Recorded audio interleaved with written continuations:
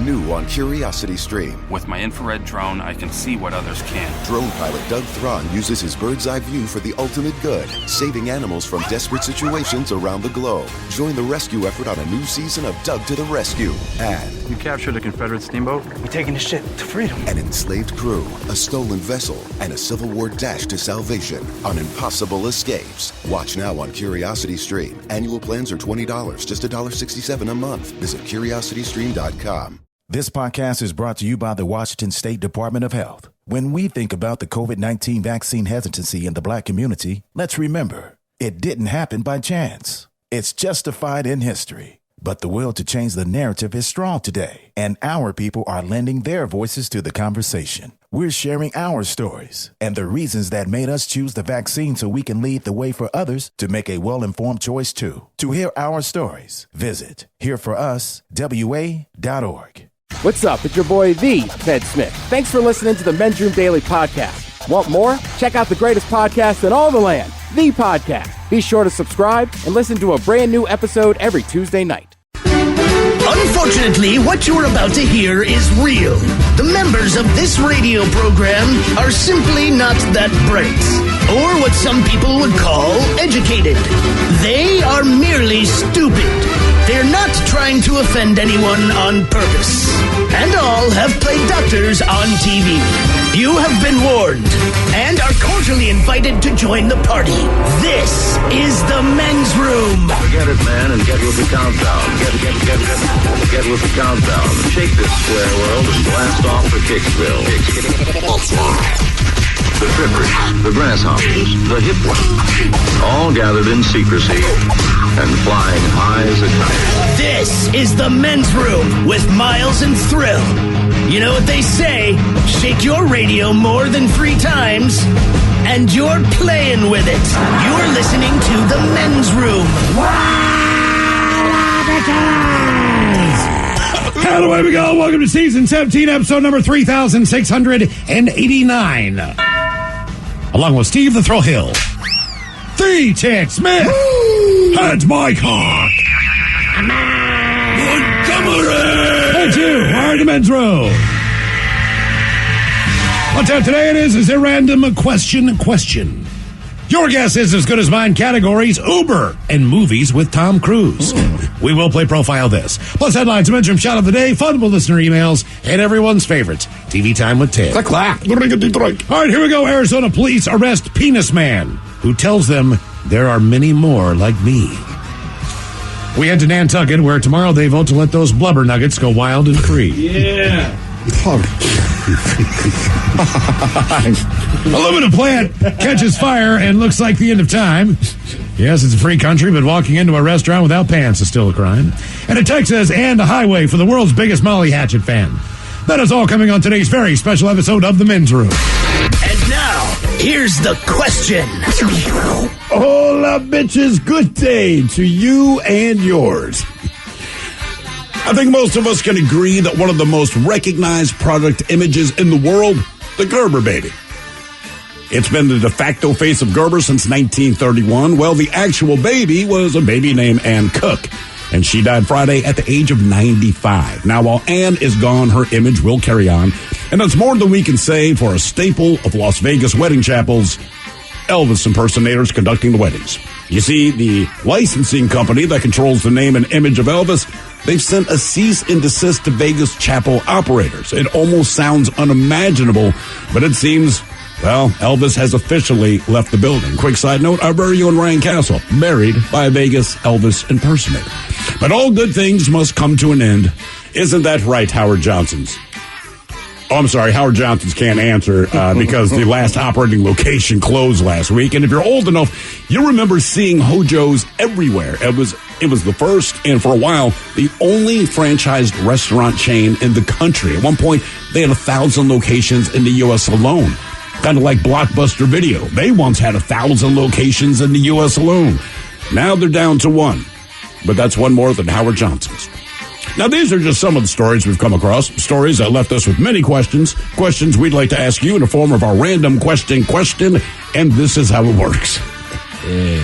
You call us, We will ask you a question at complete random. And after you share your story, we will share with you the news story that inspired said question. Be a part of the big show, the Random Question. Call 206-421-ROCK. Like the Men's Room on Facebook. Follow us on Twitter and Instagram at Men's Room Live. And send those emails to the Men's Room at KISW.com. New on Curiosity Stream. From time to time, we have collisions between asteroids and the Earth. We track them. We study them. We hope the big one never comes. Don't look up. It's Asteroid Rush. And alligators. They rarely get sick. They even outlasted the dinosaurs. Could they hold the secret to human longevity? Their blood could have antibacterial applications. Wade into the investigation on immortal alligators. Watch now on Curiosity Stream. Annual plans are $20, just $1.67 a month. Visit curiositystream.com. This podcast is brought to you by the Washington State Department of Health. When we think about the COVID-19 vaccine hesitancy in the Black community, let's remember, it didn't happen by chance. It's justified in history. But the will to change the narrative is strong today, and our people are lending their voices to the conversation. We're sharing our stories and the reasons that made us choose the vaccine so we can lead the way for others to make a well-informed choice too. To hear our stories, visit hereforuswa.org. Well, great balls of fire, Bubba. What happened, Buford? That crazy son of a Sal blew right through that four-way stop on Main Street and plowed into my cowboy Cadillac. Your what? My pickup truck. And I'm pretty sure my leg is broken, Ted. Oh, quit your bitching, Buford, and talk with those side busters at the Advocates Law Firm. When I got busted up last month, well, shoot, they made sure those snakes at the insurance company played fair. Boy, howdy. Even that creepy so-and-so Kyle earned his keep. So if you get injured, the advocates get results. AdvocatesLaw.com. The debauchery rolls on. You're listening to The Men's Room with Miles and Thrill. 99.9 KISW. Hello, Machalas, away we go. Welcome to Season 17, Episode number 3689. What a large and in charge program we have for you today. Guaranteed future reaping. That is a fact. The exciting return of Your Guess as Good as Mine. Our categories today, it's all about Tom Cruise and taking an Uber ride. By the way, my Uber rating is going up a little bit. My buddy Scott was in town and run it. Brought it back up slightly. But either way, one thing we know, people leave stuff in cars all the time. Mm-hmm. So today, one of the categories, the 10 most common things that people forget during an Uber ride. We have to call back. Oh, my God. I left it in the back seat. What is it? Well, there's 10 of those. That seems like a lot. I don't know. I mean, I expect phones, wallets, purses. Sure. Like phone, wallet, keys. Yeah. Prosthetic limbs. Here are some of the things that people left over the last year in Ubers, just so you know. A pizza costume. And its boba time apron. 500 grams of caviar, some tater tots, a box of unicorn Band-Aids, an Employee of the Month plaque, a breathalyzer, a crochet strawberry, a metal leg, a power washer, a small rhino sculpture, a spray tan machine, a breast pump, and a windmill. Just some of the things, believe it or not. A windmill. That have been and a left. windmill. And a windmill left in Ubers. So we have the top 10 things that have been left in Ubers. Also, according to a major publication, we have the top 10 Tom Cruise movies of all time. As you know, Tom Cruise right now. Doing quite well for himself. On top of the world. I've never heard anybody say anything negative about this movie. Everybody loves it. I haven't read one thing. Yeah. Castle comes in today, says I went and saw it on Saturday, Sunday by myself. Said it was everything you think it's going to be and more. Yeah. Great movie. Unbelievable. And when they first announced this, I'm like, this sounds so I'm not even sure I stupid. like the original that much. Well, everyone that has seen it, that I know who has seen it, said it blows the original out of the water. But that can't be that hard based on my perspective of the movie. Right, because nostalgically, we all like Top Gun. Sure. But I'm not sure you could sit down and really argue that it's a great film. We, I don't know. It was on cable like a year and a half ago, whatever. So my wife and I, we show up about halfway through it. It was not a good movie. The action scenes were great, but the movie itself, just like, oh my God, this is terrible. It's a tough, I'll tell you what, the category is tough because first of all, you forget how many years Tom Cruise has been making movies, first of all. Also, I will say this, Cocktail, classic Tom Cruise movie. I love Cocktail. Comes in at number 15 on the list. Ooh. Doesn't make the top 10. How many movies has he been in? Many. So many. Top Gun does not make the top 10.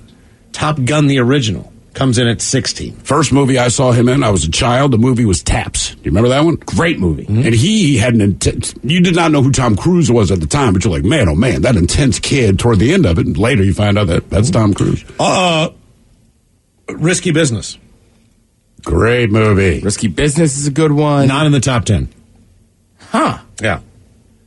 I don't even know if it's a good. I know why I like it. It's a great movie. All the Right Moves. Not on the list, but that was one of his earlier Then you have movies. all the Mission Impossibles. Right. Mission Impossible, not on the list. None of them. No, that's what I'm saying. Like, you forget how many movies this guy's been in. Jerry Maguire.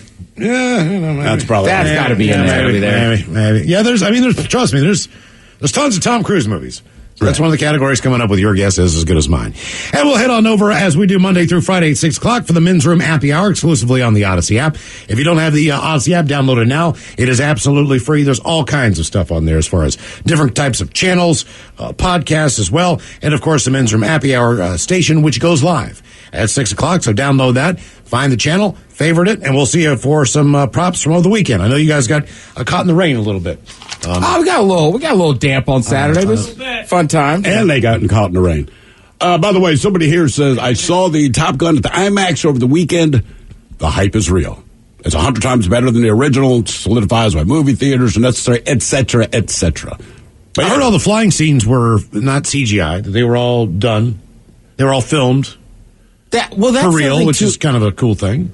Right, like I have a buddy that went to see it, and he was like, look, it's good, but he's like like you're saying, like the scenes with the planes flying and everything, I guess the cinematography is just outstanding, right? Yeah. That's cool. And somebody here, I think, I agree with this person as far as Tom Cruise's greatest role, Tropic Thunder.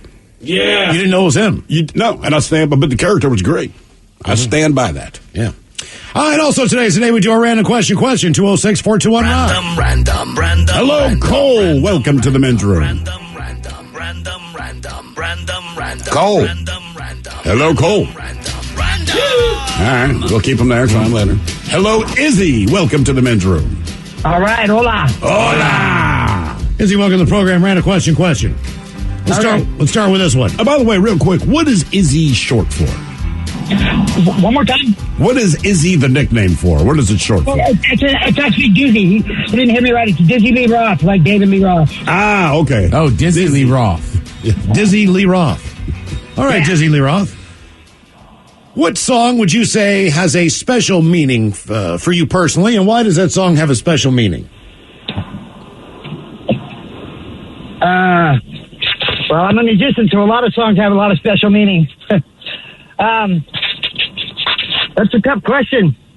But we'll just say, Running with the Devil off Van Halen 1. Okay. Well, if you go by Dizzy Lee Roth, I can see how that might play into it. Was it a time in your life? Was it... My sister got me that record for Christmas along with Unleashed in the East when I was like in 8th grade. Oh, nice. But it was great.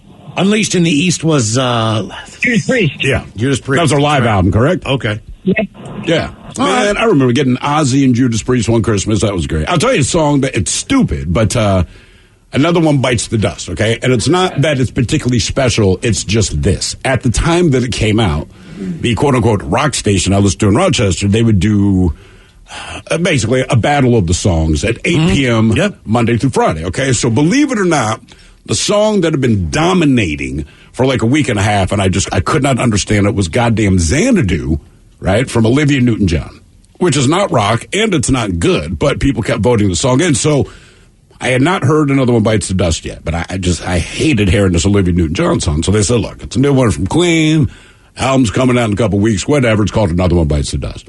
And I thought it was the coolest thing I'd ever heard at that age. I'm like, oh my God, this is the coolest thing ever. And it took down what's-her-face, Olivia Newton-John. Do you guys remember any music based on... girlfriend, sexual... Pour Some Sugar on Me. Okay. I do not like that album. I don't hate Def Leppard, but I hated that album. But she's my first girlfriend who's, giving me a little... But the first time we had sex, I always remember that goddamn song was on in the background. So the rest of the album played, but at the moment that coitus began, it's Pour Some Sugar on Me. So I never told her how much I actually hate that album. I'm like, no, it's all good. I love it. Bands remind me of just, I guess, depending on who the fan of the band is. So my one buddy, when he was 16, he got into a massive blowout with his parents. He could not live with them anymore. He decided he was going to get a full-time job for a while. So he started working as a assistant manager at Wendy's, which was awesome. Sure. Trust me, that's a great hookup to have. He was dating the girl who worked at Long John Silver's next door. Anyway, which was also a good hookup. But he lived in this trailer, and I think the trailer was $125 a month. He knew the guy. The guy let him rent it. It was in a trailer park with families, neighbors. We were 16-year-old kids. How awesome was that for you? We had a crash pad. We had a place to go. We all had vehicles so we could get there. At least somebody did to give us a ride. And Joel listened to the Eagles nonstop. The Eagles' Greatest Hits Volume 1, the Eagles' Greatest Hits Volume 2, Hotel California, The Long Run, you name it. Anytime I hear the Eagles, the only thing I can go back to is being like 16 years old, drinking a Rolling Rock in a trailer. It's just the worst trailer. I mean, a horrible, like, linoleum floors that were ripping up. Just how much did you say it was a month? It was like $125. Sounds about right. Because, I mean, you got to remember, even as a manager at Wendy's, you're only bringing in like $5.50 an hour. Yeah, you're not bringing in a lot. Yeah, no, this is not. You got to work a lot, man, to just pay the rent at that place. So, but when I hear the Eagles, I think of Joel and being in that trailer at 16 years old, and just like looking around, like going, like, this would be pretty sweet. I can't wait till I can do this. It's awful. I mean, he's got like a spool for a coffee table and the typical milk crates to put his, shelving units that he makes shift on. Well, you know what? I'm never going to S on that. Those milk crates were fantastic. There's a bean bag in there. There's a blow-up inflatable chair. All the things. What else do you need? He's set for life. Pretty much. Anything that you could get for free if you just signed up for the Discover card. Because they give you a gift. Right. Yeah. He had it.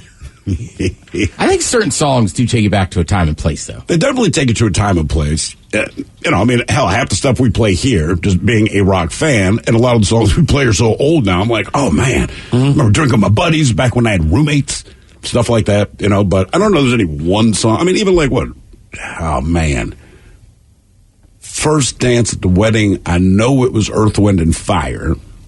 I can't tell you the song. I remember songs based on being in the Shining car. Star, maybe? Being in the car with my parents, driving someplace. Oh, my God. Lou Rawls, man. You'll never find. It just takes you back Every time I hear that, I'm in the back of a 1973 Pontiac Grand Am, and I've been in the car too goddamn long. We're driving across the country, and I've heard this song for the 175th time over.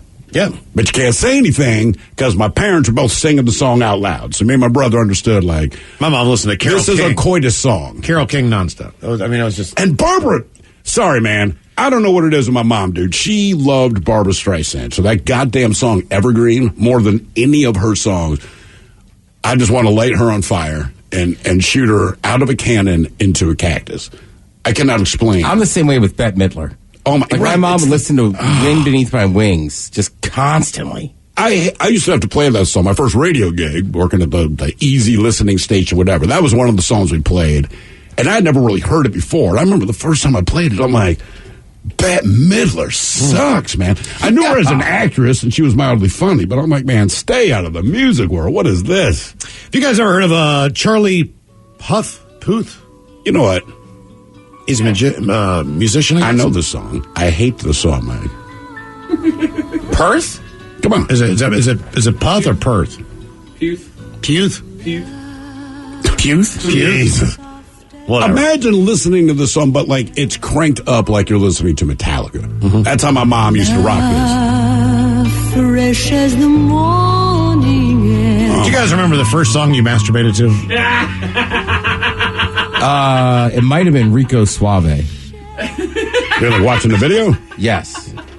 I don't know, man, because I'm usually kind of a quiet masturbator. I don't want like stuff in the background. You know what I'm saying? In case feet are coming or something.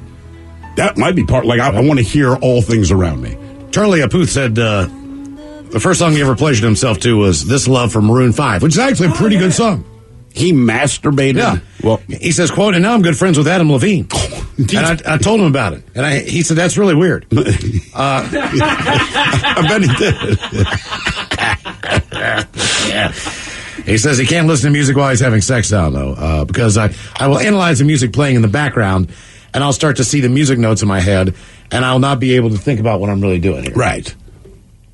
He did say he lost his virginity when he was 21 years old after a gig in Boston to a woman who asked him to sign her chest after a show. Oh, nice. Blubber Nuggets. Yeah. I don't know if you guys knew this. Someone just texted in. It says, I just found out there's a Hall & Oates emergency hotline that you can still call to this day. You can, yeah. And listen to them. So what is this? So, like, if you need to listen to Hall & Oates. It's an 800 number. All right. It's been there for at least 30 years. I'm almost positive that thing still is operational. Do, like, a lot of artists have this, or was this kind of a Hall & Oates special? Like, if you're having a bad day, right? For real. You can call the Hall & Oates hotline. And it will... Did they advertise this? No. I mean, not really. You know.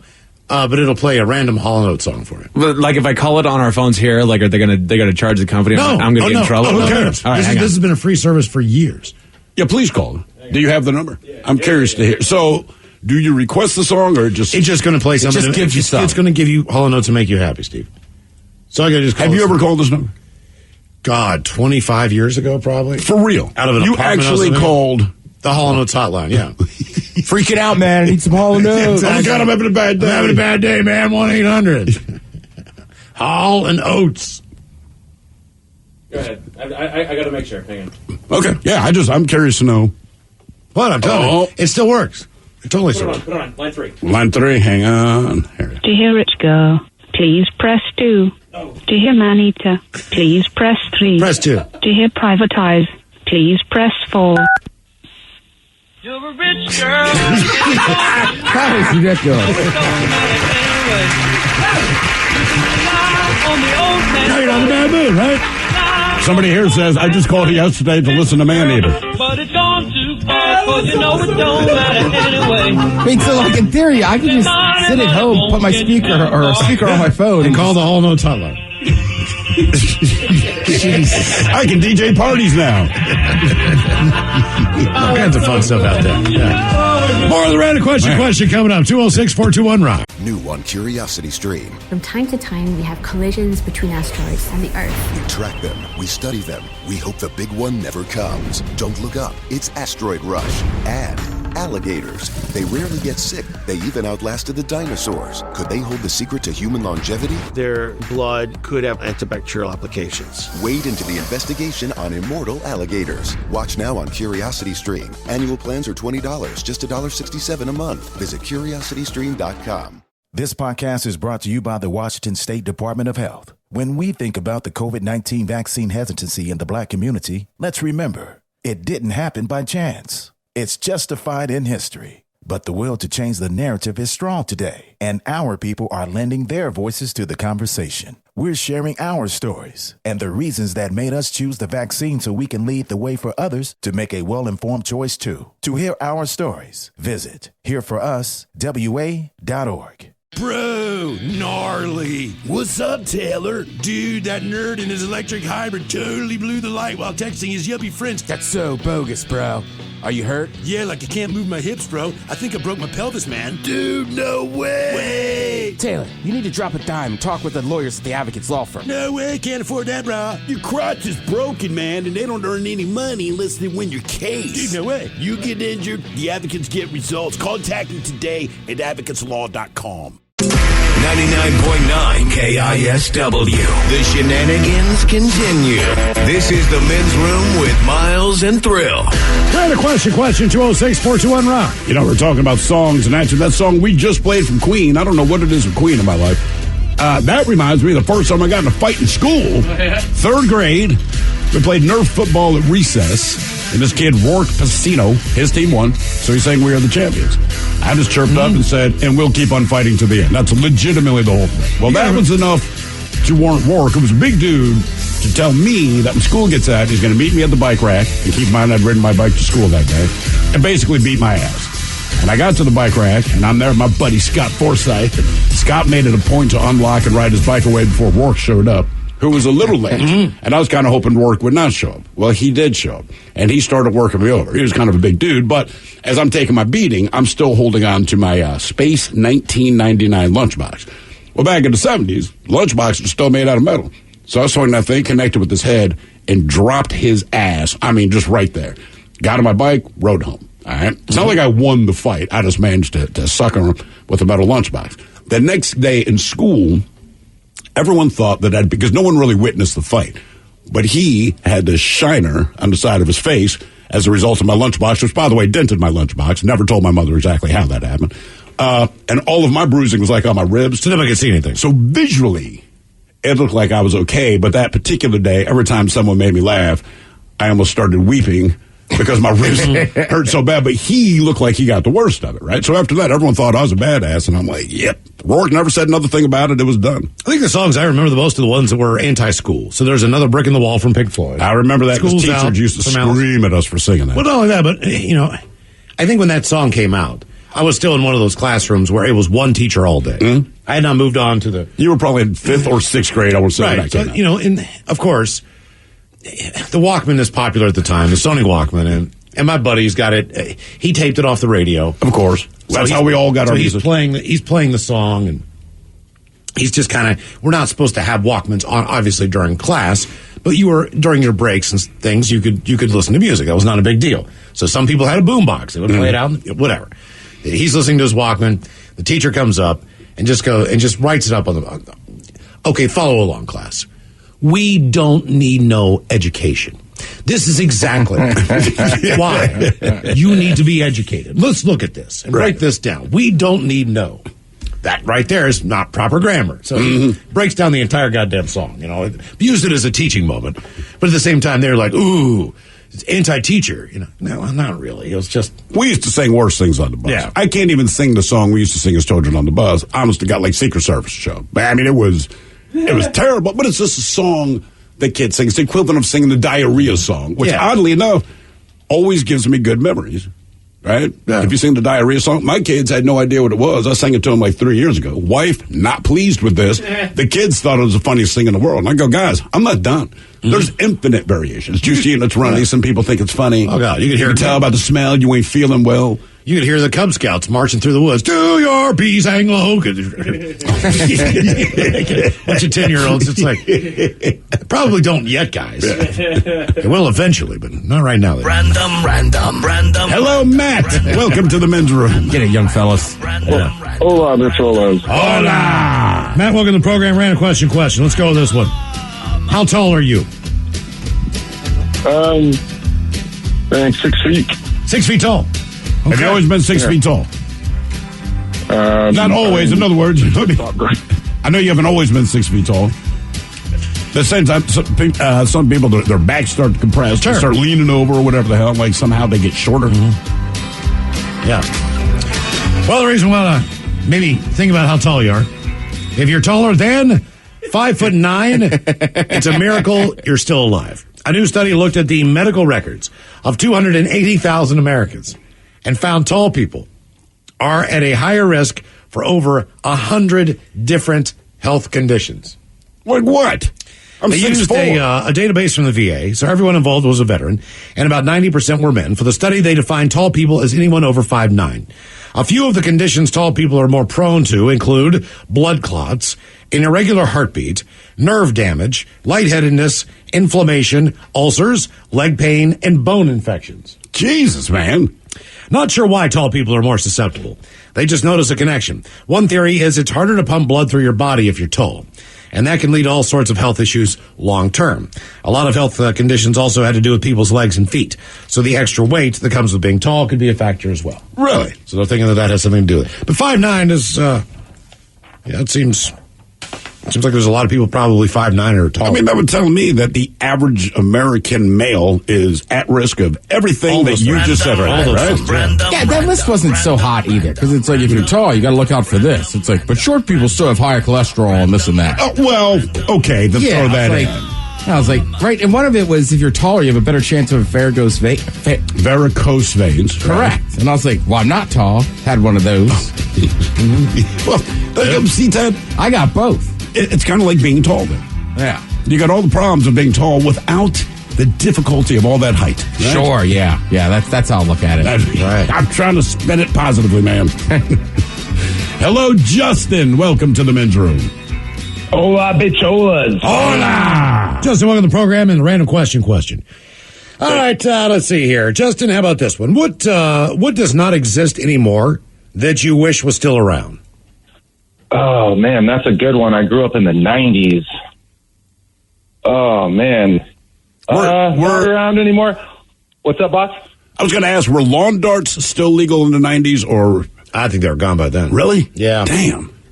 They were still floating around in, like, garage sales and stuff, for sure. Right. Place to get a set. something around it. Not anymore. That is a tough one. I'm going to go with,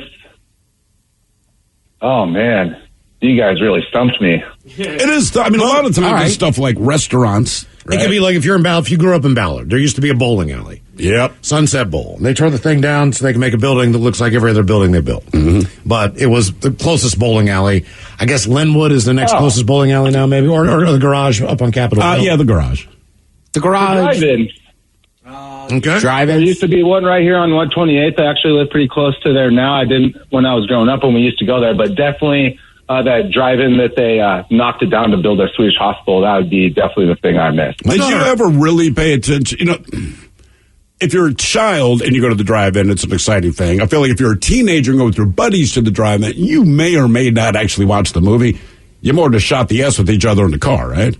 Yeah, for the most part. We would totally get away with debauchery when we were teenagers, for sure. That's what I mean. It's weird. Like, even though your parents, they knew. Like, if you and your buddies as teenagers were going to a drive-in, right? Something else is different than a sit-down movie theater.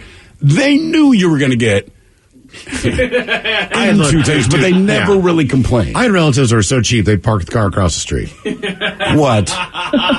They would park the car across the street because then what? Just stand there and hold the way the drive-in movie theater in our area works. This is no line.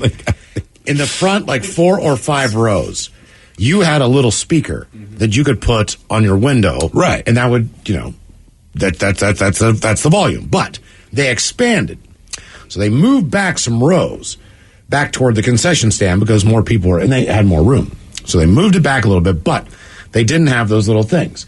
So they just put 2 big speakers on poles, like one facing one direction, one facing the other direction, up on a big pole. And so for the back rows, you have to keep your windows rolled down, and they blare the audio through the speakers in the back. But you could hear that across the street. So I had a couple cousins, just like kids, 16 years old. We'll just go park across the street, watch a couple movies, do it that way. And that's basically, and you can only see the top half to 2/3 of the movie because they had a chain link fence, but they had little slats they put in. Oh yeah, plastic slats, so you couldn't see the whole screen. But that was what they would do. I don't know that I've ever actually been to a drive-in. They were pretty much on their way out when I was a kid. My daughter went for her birthday a couple weeks ago and went and saw the new Benedict Cumberbatch Doctor Strange. Yeah, Doctor Strange at the drive-in, and she said that it's now on the radio. Yeah, they do. They broadcast it. Yeah, through whatever the signal is, they have it. But I was going to say, my Uncle Tim, he lived near a high school where, like, DeMatha, we didn't have our own field, so we'd play at the public schools field. Yeah. And just because he lived in the neighborhood, I mean, what's a high school football game? $5 maybe? Yeah, maybe. Yeah. Maybe. He would hop the fence. Come on, man. I mean, come on. But it was just like a thing out of principle. He was like, okay, I gotta be honest with you. And it was because he lived in that neighborhood, so he would just walk through the little bit of woods, hop the fence, and be like, oh, here comes Uncle Tim. Mm-hmm. We asked about that one time. We asked the coach, like, look, you sell an S-ton of concessions, right? Mm-hmm. You do. It's Friday night. They had hot dogs, they had popcorn, they had all the stuff at the football games. You're charging people to get in.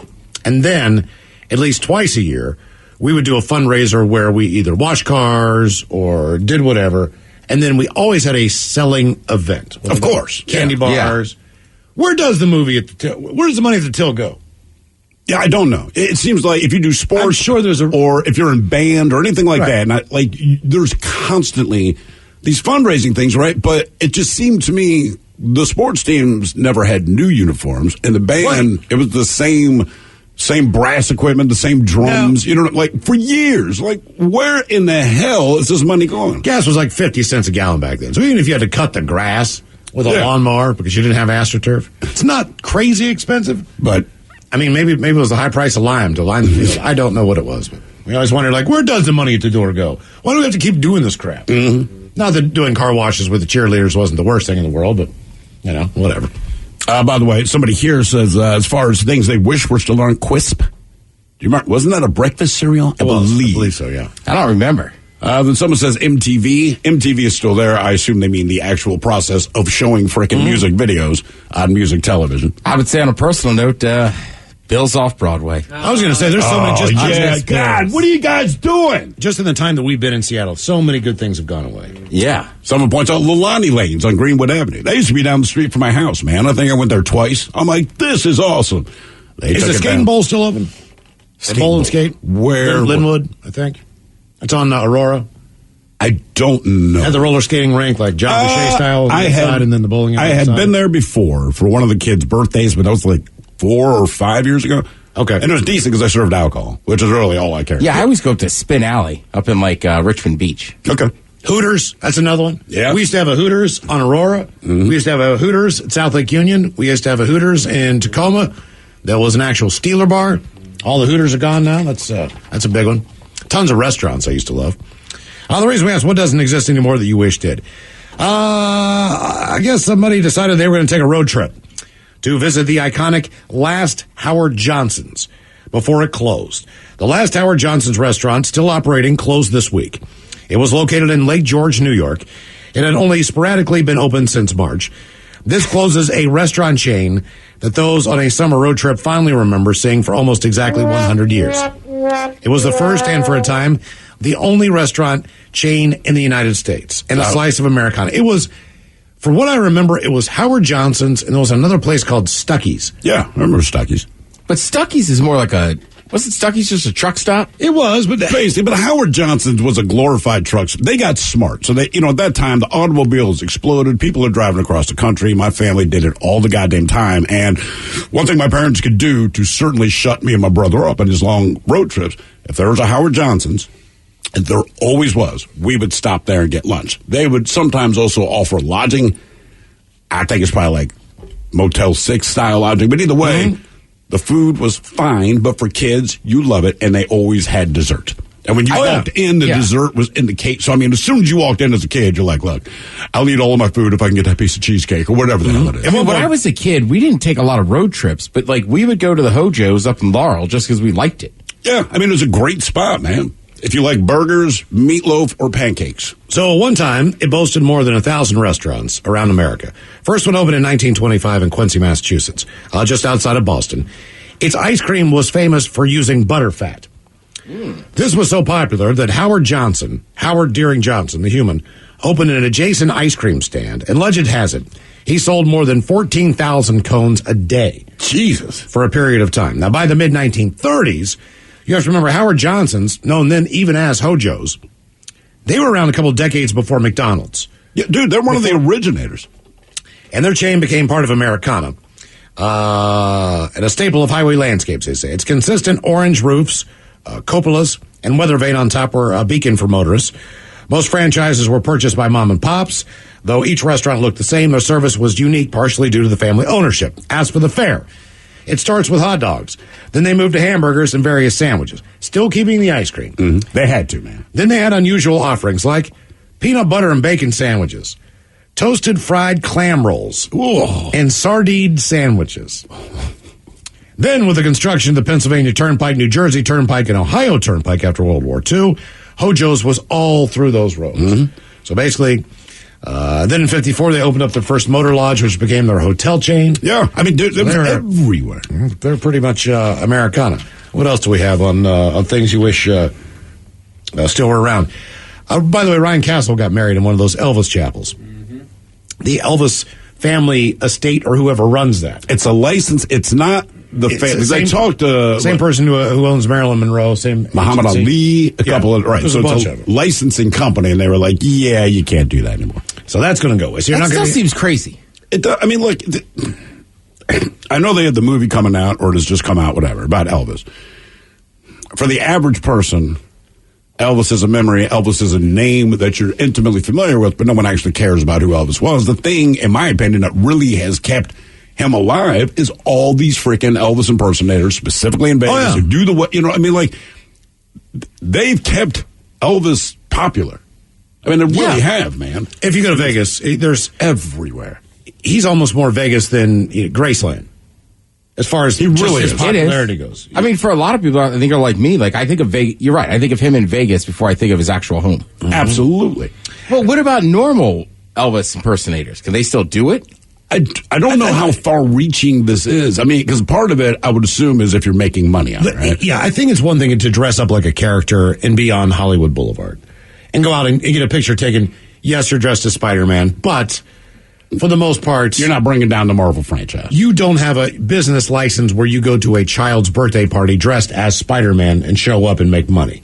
That you cannot do because you cannot take... Right. Once you put that down on paper, like, I'm going to charge you $100 to get married today, Elvis is going to take care of the service. It'd be one thing if Elvis was standing outside and you just got your picture with him. Right. Now, that's not a problem. That's perfectly fine. I guess what I'm asking give him is $5, but that's under the table, you know.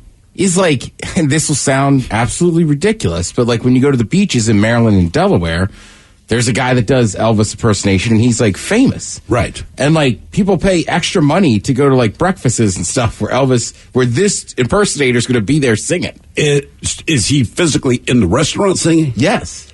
I'm not sure how that works. It might be. Well, I know one way you can get out of it is if you never claim to be the person. There was someone who was, I think it was Cher imitator or something, and obviously they were a Cher impersonator. The only songs they sang were Cher songs. They dressed like Cher. They sounded like Cher. But when this thing went to court, as Cher was trying to sue this person, the court said, look, we've gone through all these videos of this guy doing the street performances. We've seen him perform in clubs. Not one time has he ever invoked your name. Mm-hmm.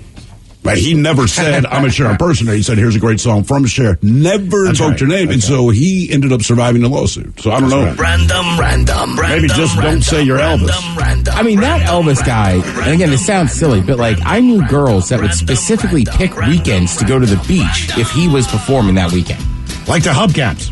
Yes. Okay. God, I saw them so many times when I was a kid. How could you not?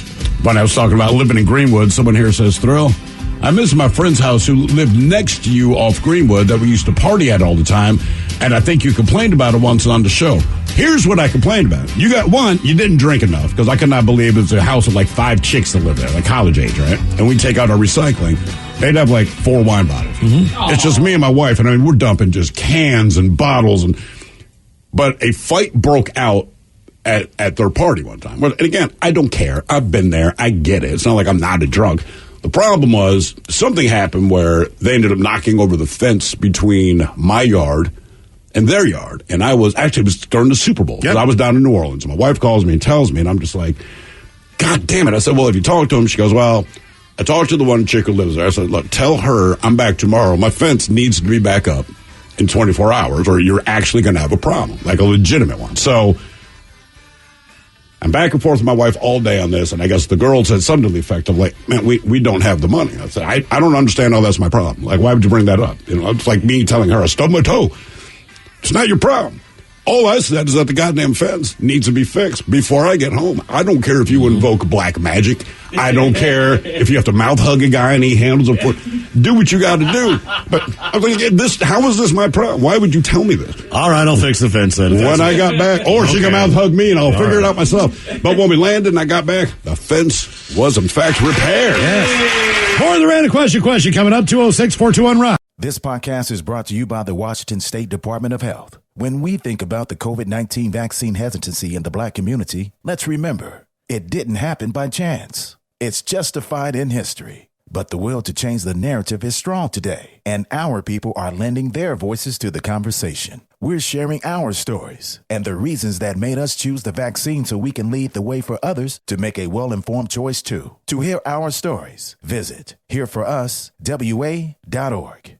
Realtors abide by a code of ethics. This is Article 9 in action. Beth, a first-time homebuyer, knew nothing about the home buying process, except that she wanted to buy a home. But her realtor had the expertise to make sure Beth understood every document, even giving her copies to review with her lawyer so Beth could close on her first home with confidence. Complicated things explained in simple terms. The difference between an agent and a realtor is real.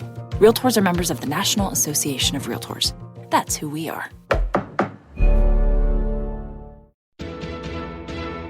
$20 million, $19 million, $6 million.